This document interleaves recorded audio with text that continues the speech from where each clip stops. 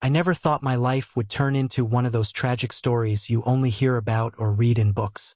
You know, the ones where everything is perfect on the surface, only to be ripped apart by a truth too unbearable to face. That was my life, my marriage, before it crumbled beneath me, leaving me gasping for air as the weight of betrayal crushed my chest. It all began on a quiet Sunday afternoon, a day that had no right to destroy me the way it did. We had just returned from brunch with friends, one of those seemingly perfect outings where you smile and laugh with people you've known for years, never once suspecting that something sinister lurked beneath the surface. Michael, my husband, had been his usual charming self, attentive, affectionate even. I remember how he slipped his hand into mine as we walked back to the car, like he always did. But looking back, those gestures now feel like cruel jokes. That afternoon, I was sitting at the kitchen table, flipping through some work emails when Michael's phone buzzed. Normally, I wouldn't even glance at it. We had a relationship built on trust, so I thought. But something about the way it lit up caught my attention. It wasn't just the usual alert. It was a message from a name I didn't recognize. Rachel. I froze for a moment, my fingers hovering over the keyboard of my laptop, trying to convince myself that it was nothing. Maybe a coworker? Maybe someone from the gym? But there was something in my gut, something raw and primal, that told me to look closer. My heart pounded in my chest as I picked up his phone. He was upstairs, taking a shower, and I could hear the water running. This was my chance. I hesitated, my hands trembling as I swiped across the screen and opened the message. And there it was, the truth I never wanted to see. Her words were brief but damning. Last night was amazing. I can't stop thinking about you. When can we see each other again? My entire body went cold. It felt like the ground beneath me was shifting, like the air had been sucked out of the room. Couldn't breathe. I read it over and over, hoping that somehow I was mistaken, that this was some sort of sick joke, that there was an explanation, any explanation, that could make this message mean something other than what it did. But no, it was exactly what it looked like. I couldn't move. My hands felt numb, my body frozen in place as I sat there, staring at the message. My mind raced through the possibilities, trying to make sense of how this could have happened. How he could have done this to me. We had been together for 10 years. 10 years of marriage. 10 years of love, of loyalty, of building a life together. And now it was all falling apart, right in front of me. I don't know how long I sat there, but the sound of the shower shutting off jolted me back to reality. Panic surged through me. I quickly placed his phone back on the counter, my heart hammering against my ribs, and tried to compose myself. But how do you compose yourself when your whole world has just shattered into a million pieces? Michael came downstairs a few minutes later, smiling like nothing had happened. He kissed me on the forehead as he passed by, completely oblivious to the storm raging inside me. "Hey, babe," he said casually, grabbing a bottle of water from the fridge. "I'm thinking we should order in tonight. What do you feel like?" I wanted to scream. I wanted to throw that phone in his face and demand answers. But I couldn't. Not yet. I needed more. I needed to be sure. So instead, I swallowed the bile that had risen in my throat and forced a smile. "Yeah, sure," I mumbled, barely able to get the words out. The rest of the evening passed in a blur. I don't even remember what we ate or what we talked about. All I could think about was that message, those words burning in my brain, over and over again. Last night was amazing. When can we see each other again? That night, after Michael had fallen asleep, I crept out of bed and back to his phone. My hands shook as I opened it again. There were more messages, dozens of them. Pictures, plans, a whole life that he was living behind my back. My chest tightened as I scrolled through the evidence of his betrayal. Couldn't believe it. The man I thought I knew, the man I loved, had been lying to me for God knows how long. The pain was unbearable. It was like someone had reached into my chest and ripped out my heart, leaving nothing but an empty, gaping hole. I wanted to wake him up, to confront him right then and there, but I knew I couldn't. Not yet. I needed to be smart about this. I needed to figure out what to do next. But how do you move forward when the life you've built is based on a lie? I spent the next few days in a fog, pretending everything was normal while secretly gathering more information.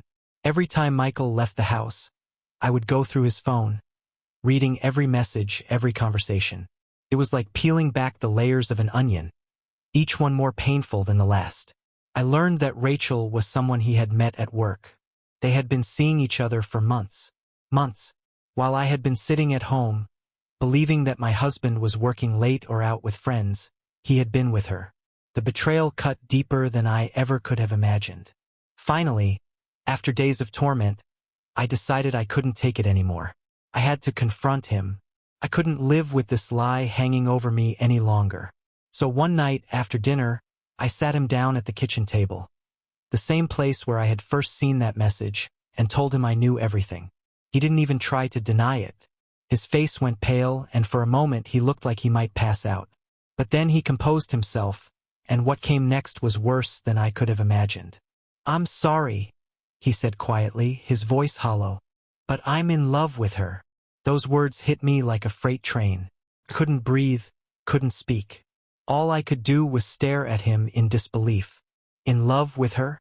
How could he say that? How could he look me in the eyes and say those words? Tears streamed down my face, but I didn't wipe them away. I wanted him to see the pain he had caused, to understand the depth of his betrayal. But he just sat there, staring at the table, as if he couldn't bear to look at me. "I never meant for it to happen," he continued, his voice barely above a whisper. "But it did. And now, I don't know what to do."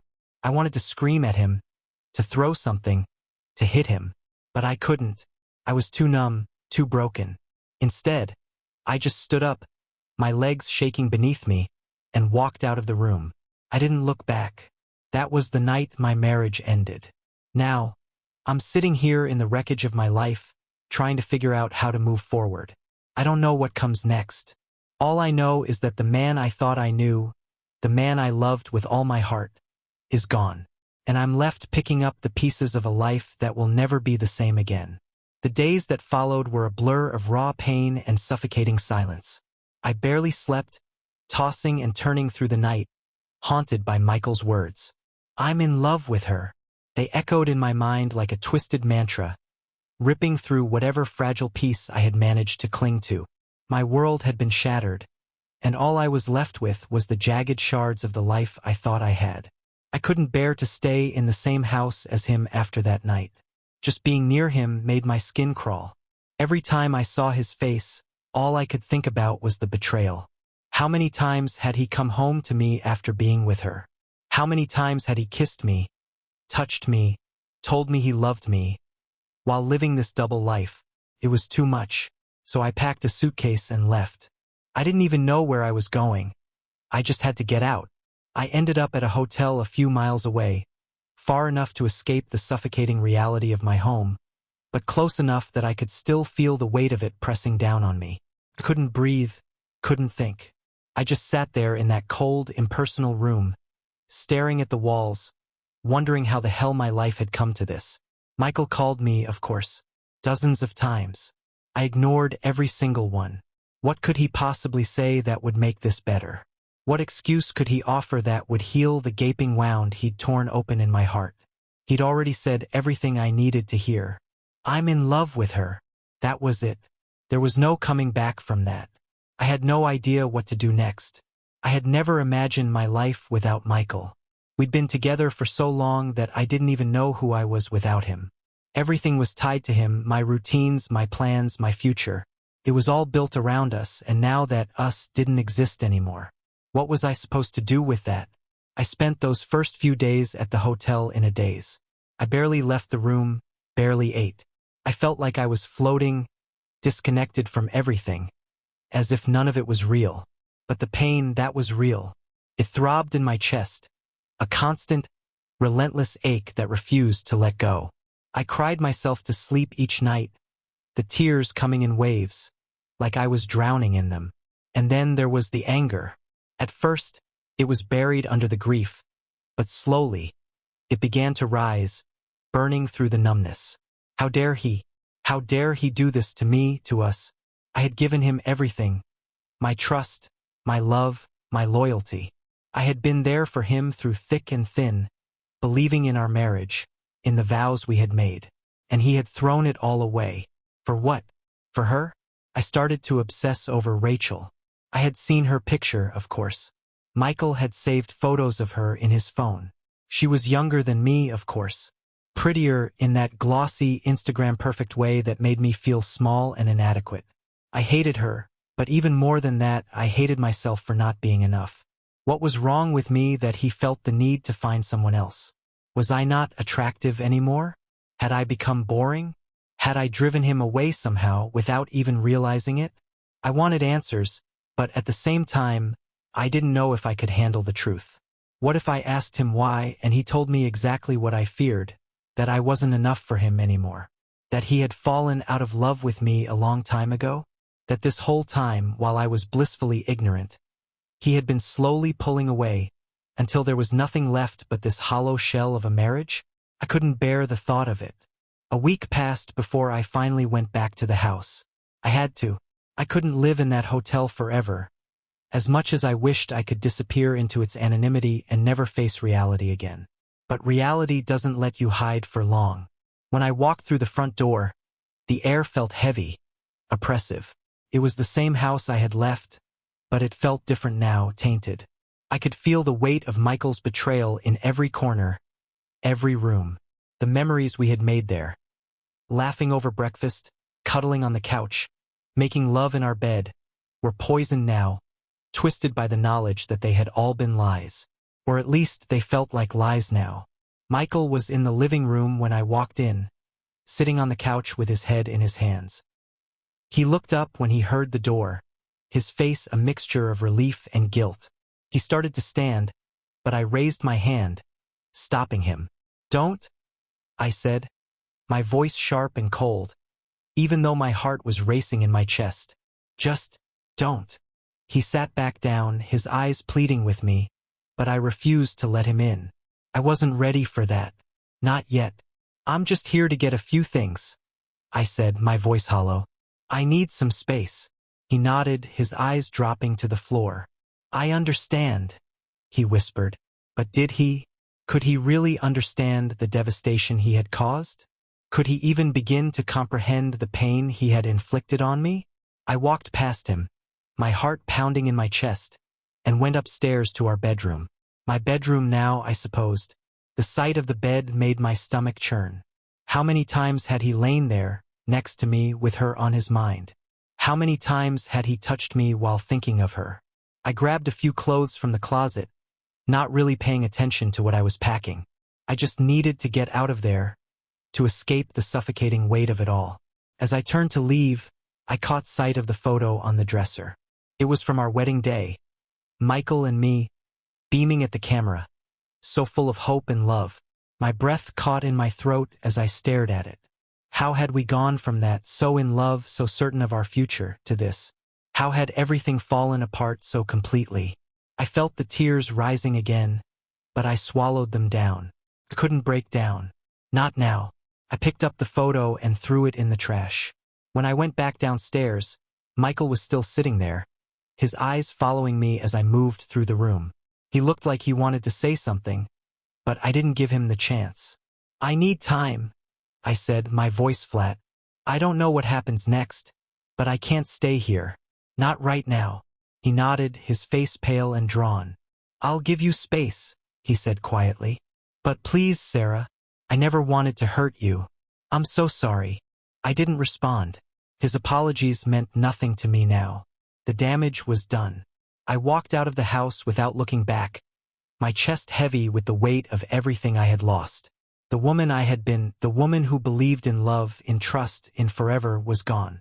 I didn't know who I was anymore, or what my life was supposed to look like now. All I knew was that I was broken, and I didn't know how to put the pieces back together. I moved into a small apartment on the other side of town. It wasn't much, just a one-bedroom with plain white walls and creaky floors, but it was a place to hide. A place where I could escape the reminders of my old life, the life I had shared with Michael. I needed distance, both physically and emotionally, to process everything that had happened.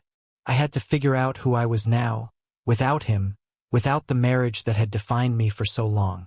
Those first few weeks were brutal.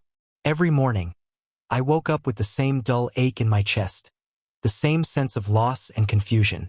My mind would race through the same agonizing questions. Why did he do it? How could he betray me? What did she have that I didn't? It was like a relentless loop of pain and self-doubt, a cycle I couldn't escape no matter how hard I tried. I cut off most contact with Michael.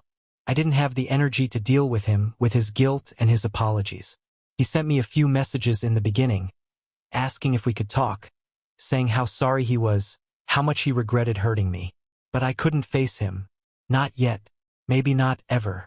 So I ignored him, leaving his messages unread, his voicemails unheard. I knew he was hurting too, but I couldn't bring myself to care. Not after what he'd done. I also couldn't bear to talk to our friends. How could I explain what had happened? How could I look them in the eye and admit that my marriage was over? I didn't want their pity. I didn't want to hear them say, "I'm so sorry," or worse, "I never saw it coming." So I withdrew. I became a ghost of myself, floating through my days in a haze of grief and isolation. Work was my only distraction. I threw myself into it, taking on extra projects, staying late at the office, anything to keep my mind busy. It helped to an extent. But even in the middle of meetings or while answering emails, the memories would creep in. The sound of Michael's voice, the feel of his touch, the laughter we used to share, the life we had built together, now nothing more than a pile of ashes. And always, the image of her lingered in the back of my mind. Rachel. I couldn't escape her. Even though I had never met her, she haunted me. I imagined what she looked like, how she talked, how she laughed. I pictured the two of them together, in bed, wrapped up in each other, completely oblivious to the pain they were causing me. The anger would rise up in me then, hot and sharp, but just as quickly, it would dissipate into that same numb ache I had been carrying for weeks. I had to stop this. I couldn't keep living like this, consumed by betrayal, by rage, by sorrow. But how? How did you move on from something like this? How did you rebuild your life when the foundation had been torn out from underneath you? One afternoon, about a month after I had left, I got a call from Claire, my best friend. She knew something was wrong. I had been dodging her calls and texts, making excuses not to see her, but Claire was persistent.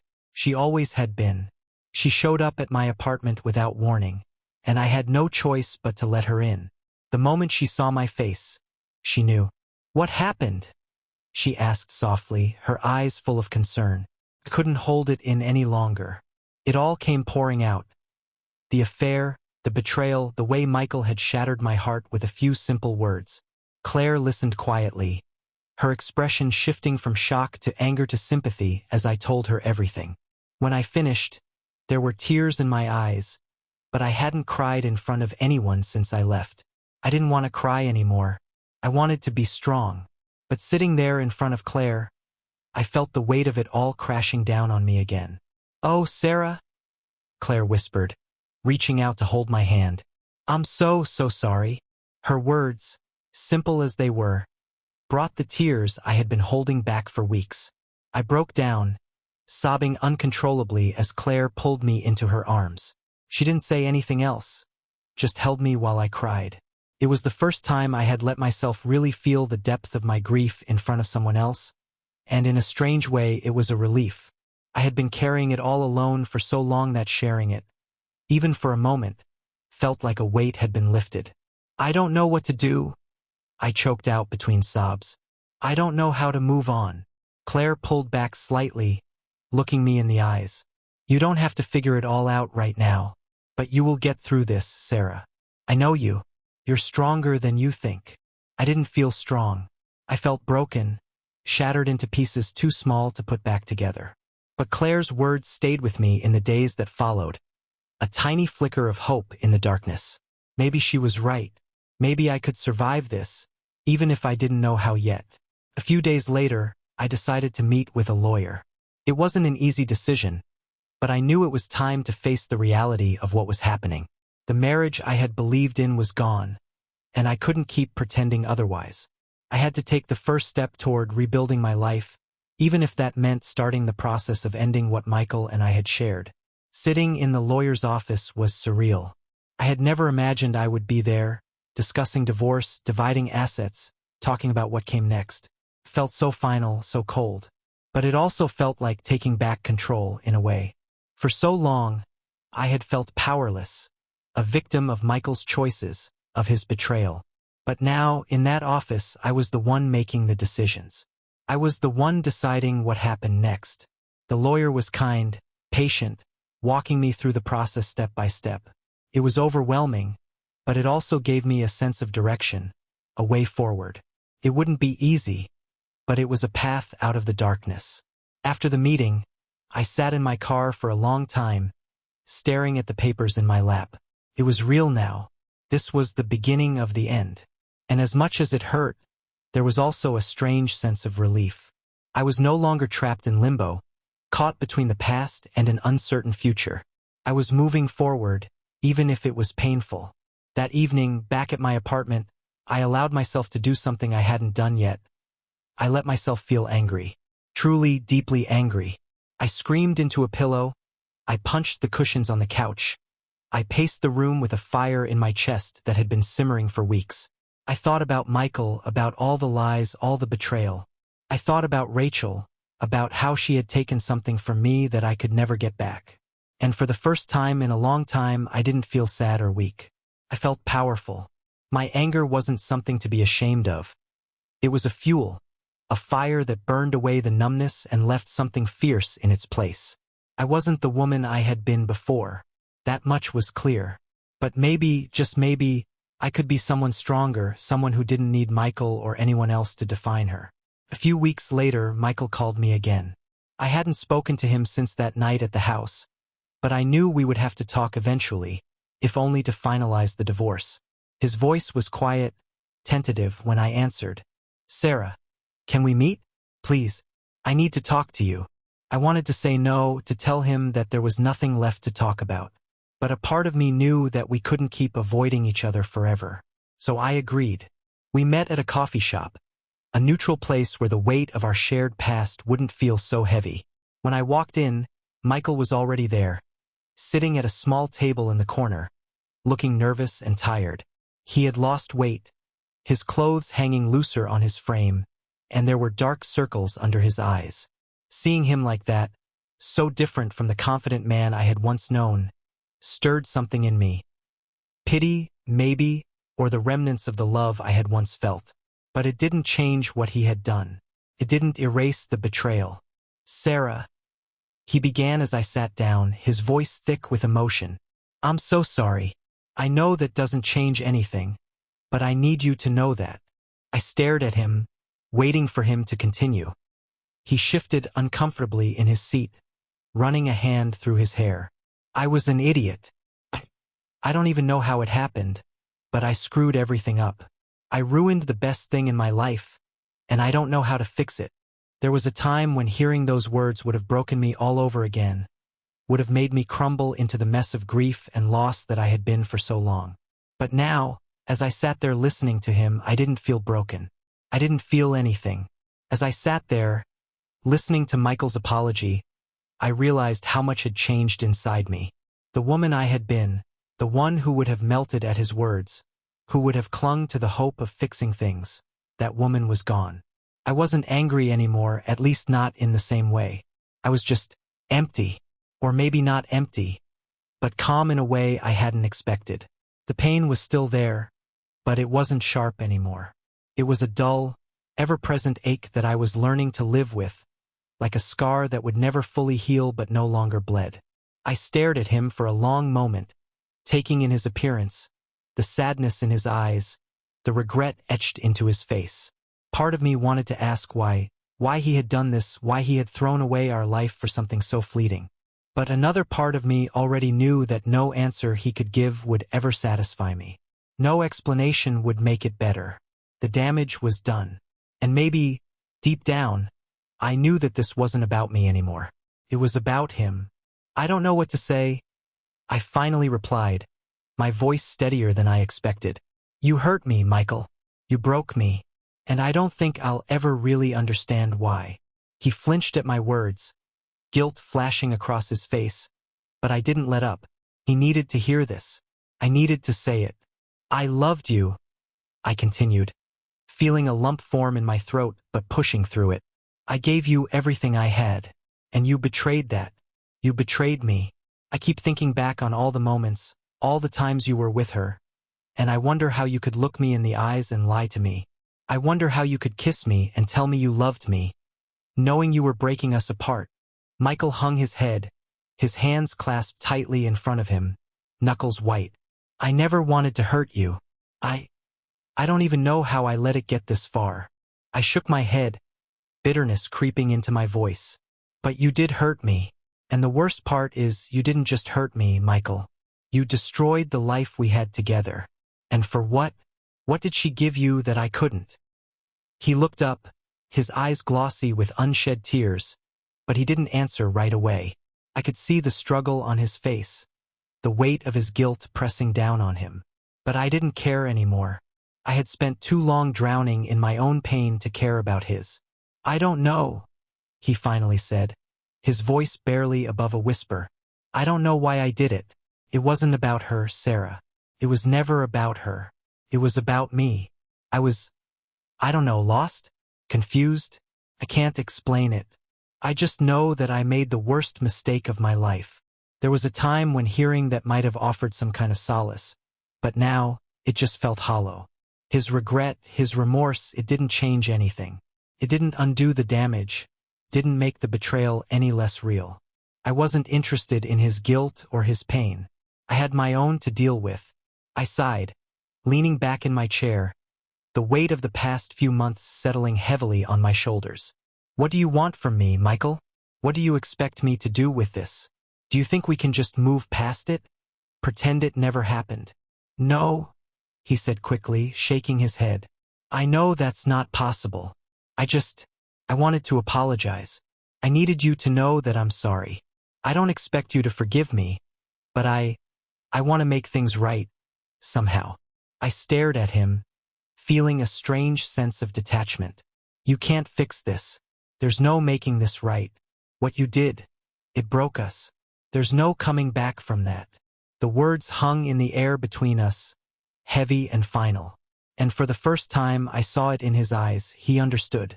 He knew it was over.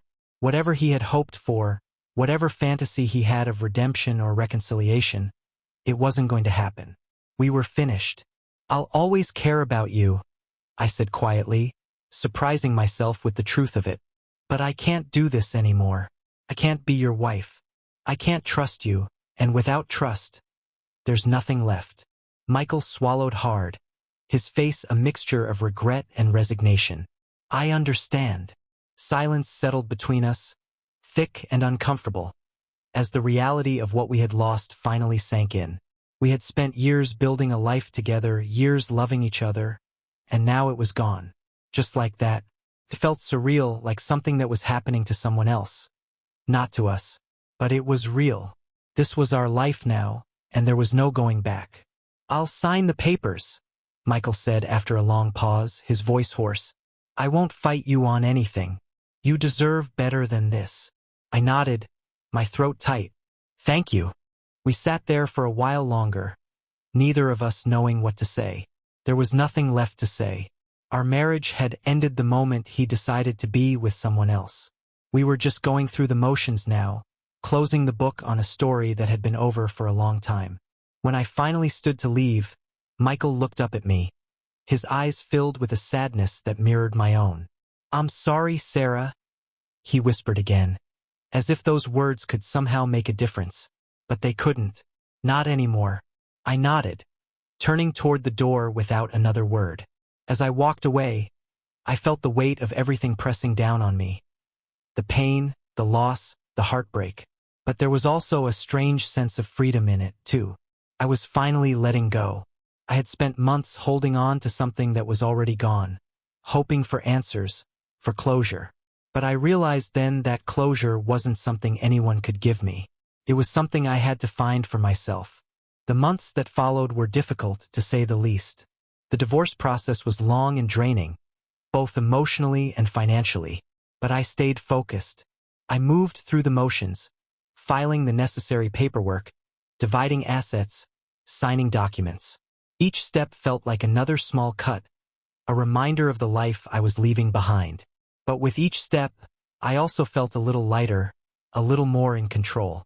There were moments of doubt, of course. Moments when the loneliness crept in, when the empty space in my apartment felt unbearable, when I missed the comfort of having someone by my side, even if that someone had betrayed me. There were nights when I lay awake, wondering if I had made the right decision, if maybe, just maybe, we could have worked through it. But those moments were fleeting, overshadowed by the certainty that I couldn't live in a marriage built on lies. And then there were the small victories, the moments where I began to find myself again.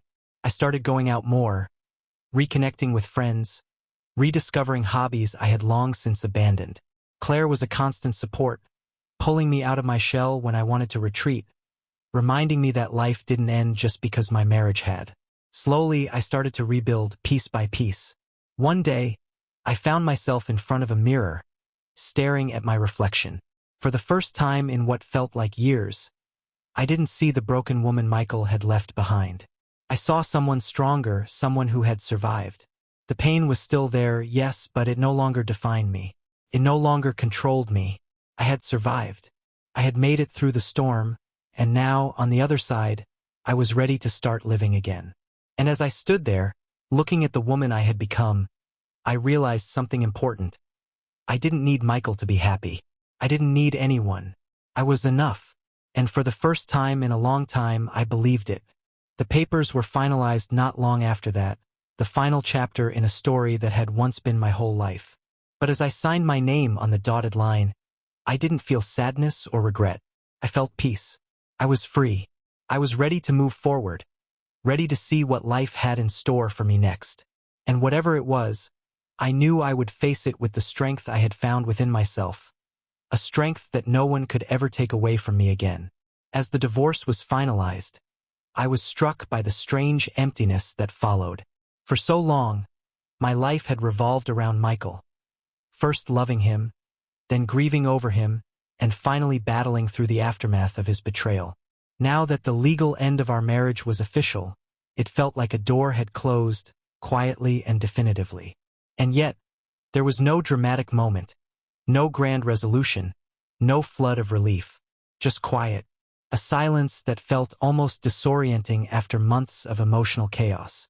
I had thought that the finalization of the divorce would bring closure, that I would wake up the next day feeling free, as if some invisible weight had been lifted off my chest.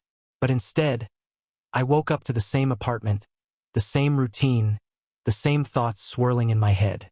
The absence of Michael in my life had become familiar, and in a way, that familiarity was unsettling. It was like standing in a room after a storm has passed. Everything is calm, but there's debris scattered everywhere, and you're left with the task of cleaning it up, piece by piece. That's what it felt like. I was left standing in the aftermath, wondering how to rebuild.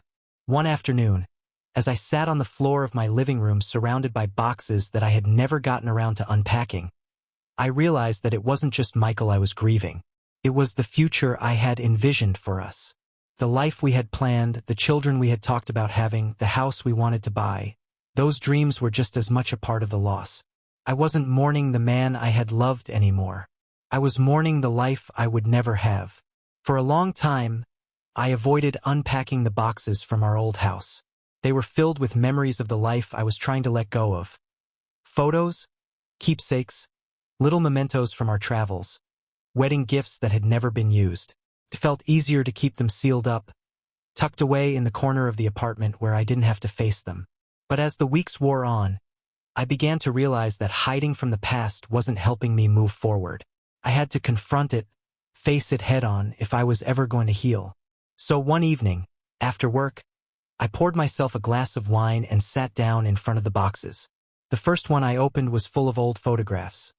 Some from before we were married, back when everything was still new and exciting, and we were full of hope for the future. I pulled out a photo of us on our honeymoon in Italy, standing in front of the Colosseum, arms wrapped around each other, beaming at the camera. We looked so happy, so in love. It was almost painful to look at now, knowing what had happened, knowing how it had all ended. I flipped through more photos, birthdays, holidays, random snapshots of our life together. Each one felt like a stab to the heart, a reminder of the love we had shared, the life that was now gone.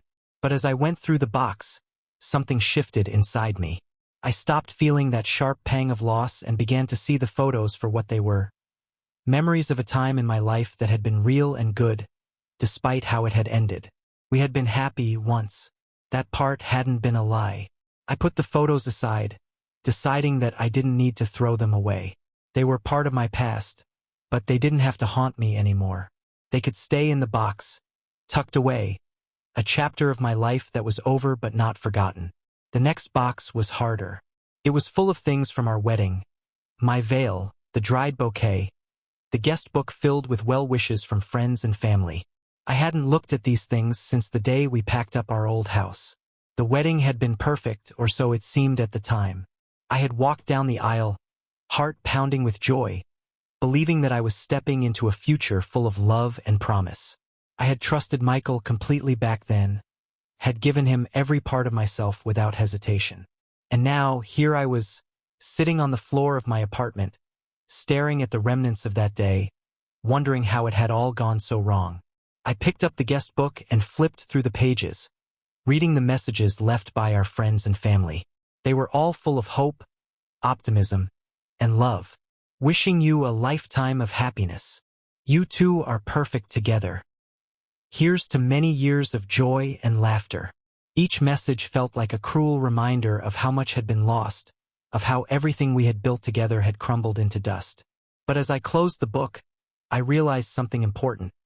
Just because the marriage had failed didn't mean the love had never been real. I had loved Michael deeply, and for a long time he had loved me too. Our marriage had been real, and the happiness we shared had been real too. Just because it had ended in betrayal didn't erase the years of love that had come before. It was a strange kind of peace that settled over me that night, as I packed up the wedding keepsakes and put them away. I wasn't erasing the past, but I was letting it go. I was making room for something new. In the weeks that followed, I started to feel lighter, like I was slowly emerging from the fog that had surrounded me for so long. I stopped obsessing over Rachel, over Michael's affair, over the details of what had happened. It didn't matter anymore. She didn't matter. They didn't matter. What mattered was me. My healing, my future, my life without them. One day, I was walking through the park, breathing in the crisp autumn air, when I realized something that nearly brought me to tears. I was happy. Not the kind of happiness that comes from something external. No, this was different. This was a quiet, contented kind of happiness, the kind that comes from within. It wasn't the explosive joy of falling in love, or the giddy excitement of a new relationship. It was something more stable, more rooted. It was the peace of knowing that I had survived, that I had come out the other side stronger than before. I started to find joy in the little things again. Taking long walks, reading a book in the sun, meeting friends for coffee. I started doing yoga, something I had always wanted to try but never had time for. I took up painting again, a hobby I had abandoned years ago when life got too busy. Slowly, I was rediscovering myself, not as Michael's wife, but as Sarah, the woman I had always been, but had lost somewhere along the way. One night, I was out with Claire, sharing a bottle of wine at a cozy little restaurant downtown. We were laughing about something silly, the kind of deep belly laughter that feels like a release, when she suddenly looked at me, her eyes soft with affection. "You're glowing, you know that?" she said, smiling. "I've missed this version of you." I blinked, caught off guard by her words. "What do you mean?" Claire shrugged, taking a sip of her wine. "I mean, I miss seeing you happy. For a while you were just surviving, you know? But now you're living again. It's good to see." Her words sank in slowly, and as I sat there, I realized she was right. I was living again. Not just going through the motions, not just existing, but really living. I hadn't even noticed it happening, but somewhere along the way, I had stopped letting the pain define me. I had stopped letting Michael's betrayal be the thing that controlled my life.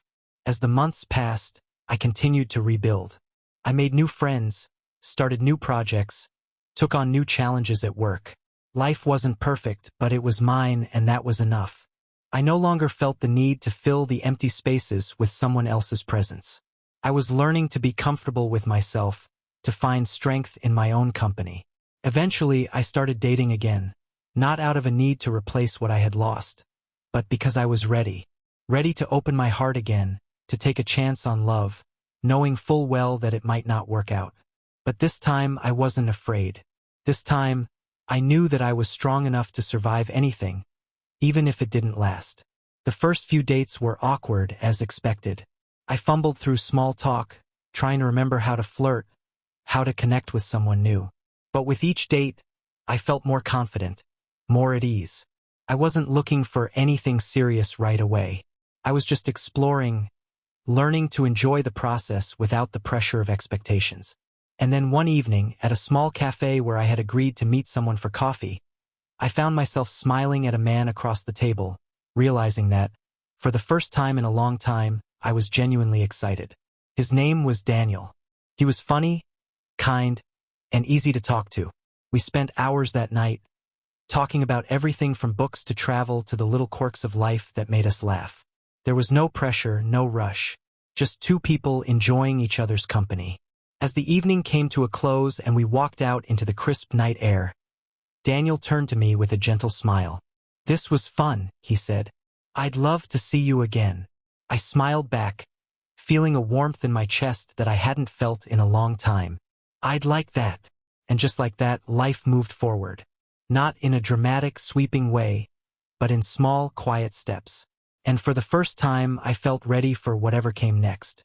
The past wasn't something I could change. It would always be there, a part of my story. But it no longer defined me. I had survived the worst, and now I was writing a new chapter. One that was mine and mine alone. And in the end, that was the greatest gift of all, the realization that I was enough just as I was. That I could build a life that didn't depend on someone else's love or approval. That I could find happiness within myself. Michael was a part of my past, but he didn't control my future. And as I stood there that night, looking up at the stars with a quiet smile on my face, I knew that the best was yet to come. As my life gradually began to settle into a new rhythm, I found myself reflecting on everything that had happened. The heartbreak, the betrayal, the slow, painful rebuilding of my own strength. It all seemed like another life now, distant and blurred. The woman I had been when I was with Michael felt like a stranger. I was no longer her, no longer defined by my marriage or the loss of it. I was something new, someone who had emerged stronger from the ruins. Daniel and I continued seeing each other, slowly, without the rush or the pressure that had often accompanied past relationships. It was refreshing to meet someone who wasn't tangled up in the weight of my past, who saw me as I was in the present, whole, independent, and no longer broken. There were no grand declarations, no fantasies of a perfect future. It was just two people, enjoying each other's company, exploring what might be, and allowing it to unfold naturally. I had learned to value the simplicity of that. But even as things with Daniel grew more comfortable, I remained fiercely protective of the life I had built on my own. I had spent too much time rediscovering myself, relearning how to be alone, to let go of that independence easily. It was a delicate balance, letting someone new into my life without losing the hard-won sense of self that I had gained in the aftermath of my divorce. In the months that passed, I continued to grow in ways I hadn't anticipated. I threw myself into new projects at work, pushing myself further than I had before, finding a deep sense of satisfaction in my career. I traveled more, sometimes alone, sometimes with friends, rediscovering my love for exploring new places. Claire remained a constant presence in my life, always there to remind me to laugh, to live, to let go of the heaviness that had weighed me down for so long. Slowly, piece by piece, I was constructing a life that was completely my own. One weekend, almost a year after my divorce, I decided to take a trip to the coast by myself. It was something I had always wanted to do but had never taken the time for. I found a small, quiet inn near the beach and spent my days walking along the shore, breathing in the salty air, feeling the cool ocean breeze against my skin. The ocean had a way of making everything else seem small, insignificant. It was a reminder that life moved forward, that the world was vast and full of possibilities, even when things felt overwhelming. On the last evening of my trip, as the sun set over the water, I sat on the sand, watching the waves roll in and out. The sky was painted with streaks of pink and orange, the horizon glowing with the fading light of day. I felt peaceful, more at peace than I had in years. And in that moment, I realized something important. I had forgiven him, not because he deserved it, not because what he had done was excusable, but because I deserved to let go of the anger, the pain, the bitterness that had clung to me for so long. I had spent too much of my life carrying the weight of his betrayal, letting it shape me, letting it dictate how I moved through the world.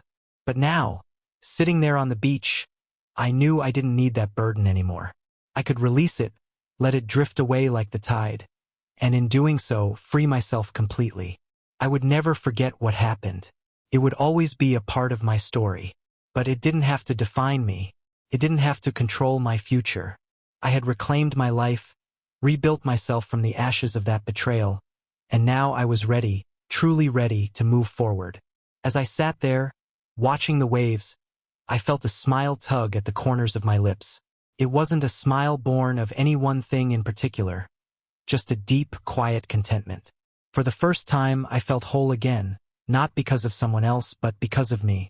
I had found my own strength, my own happiness, my own peace.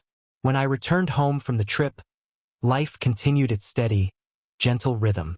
Daniel and I grew closer, but this time I wasn't afraid of losing myself in the relationship. I knew who I was now, what I needed, and what I deserved. He understood that, respected it, and in many ways that was why we worked. There was no rush, no urgency to define things or plan the future. We simply enjoyed the moments we shared, letting them unfold naturally, with no expectations. One evening, months later, Daniel and I were sitting in a cozy restaurant, the kind of place that felt warm and intimate, with soft lighting and the quiet murmur of other diners around us. We had been talking about our days, laughing about something trivial when he paused, his expression growing more serious. "You know," he said quietly, reaching across the table to take my hand, "I've been thinking a lot about us lately, and I want you to know how much I care about you, Sarah. You've brought something into my life that I didn't know I was missing. I don't want to rush things, but I want you to know that I see a future with you, whatever that looks like." I looked at him, my heart swelling with warmth. His words were thoughtful, sincere, and free of any pressure. It wasn't a proposal or an ultimatum. It was an expression of how much he valued what we had, how he saw the potential for something more without needing to define it just yet. It was exactly what I needed to hear. "I care about you too," I replied, smiling softly. "And I see a future with you too. But I think I've learned not to rush anything. I've spent so much time trying to figure out who I am, what I want. I'm not in a hurry to figure out the rest. I'm just happy here now." And for the first time in years, I was truly deeply happy. Not because of anyone else, not because of a relationship, but because I had found peace within myself. As we left the restaurant that night, walking hand in hand through the cool night air, I felt a sense of calm wash over me. Life was uncertain, the future always a mystery, but I wasn't afraid of it anymore. I had learned to trust myself, to trust that whatever happened, I could handle it. I had survived the worst, and I had come out the other side stronger, wiser, and more whole than I ever thought possible. Michael had once been the center of my world, but now he was just a part of my past, a chapter that had ended. And now I was writing a new story, one filled with hope, love, and, most importantly, the kind of happiness that came from within. As we reached the door to my apartment, Daniel turned to me, his eyes warm and steady. "I'll see you tomorrow?" he asked, a hopeful smile on his face. I smiled back, feeling the weight of the past finally lift from my shoulders. "Yeah," I said softly, "I'll see you tomorrow." And for the first time in a long time, tomorrow didn't feel uncertain. It felt full of possibility. This was my life now, my story, and I was ready for whatever came next.